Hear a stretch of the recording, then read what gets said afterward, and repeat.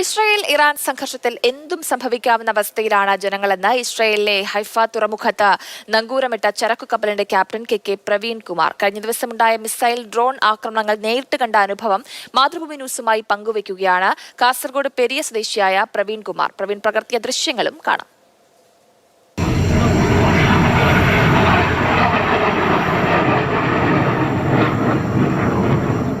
ഞാൻ ക്യാപ്റ്റൻ പ്രവീൺ കുമാർ. ഞാൻ ഇസ്രായേലിലുള്ള ഹൈഫ എന്ന പോർട്ടിൽ നിന്നാണ് വിളിക്കുന്നത്. ഇവിടെ ഞാൻ ഇപ്പോൾ ഇട്ടിട്ട് 3-4 ദിവസമായി. ഇറാൻ്റെ ആക്രമണവും ഇസ്രായേലിൻ്റെ പ്രതിരോധ സിറ്റുവേഷനും കണ്ടുവരുന്ന സമയത്താണ്. ഈ സമയത്ത് എന്തും സംഭവിക്കാം എന്നുള്ള സിറ്റുവേഷനിൽ കൂടിയാണ് നമ്മൾ ഓരോ ദിവസങ്ങളും പോയിക്കൊണ്ടിരിക്കുന്നത്.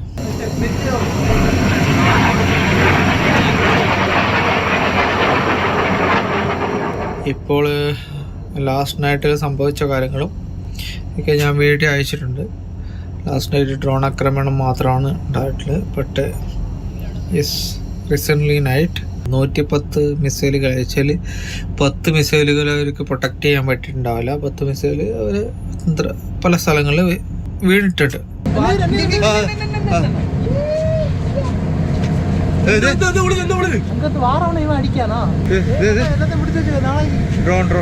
ഇവിടെ ഹൈഫയിൽ ഇന്നലെ രാത്രി കൂടുതൽ മിനിയാ രാത്രിയാണെന്നു ഹൈഫയിൽ ആക്രമണം കൂടുതലുണ്ടായിരുന്നില്ല. ഇപ്പോൾ ഒരു ഭയങ്കര ശാന്തമായ ഒരു അന്തരീക്ഷമാണ് ഇവിടെ ഉള്ളത്.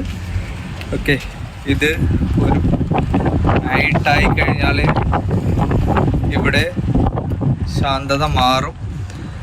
Situation is very horrible.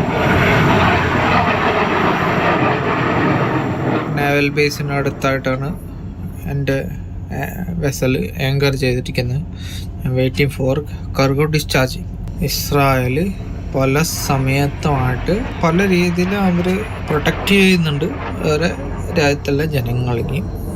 Any threat going to after half an hour they will give you the warnings. You have to go for the shelter place.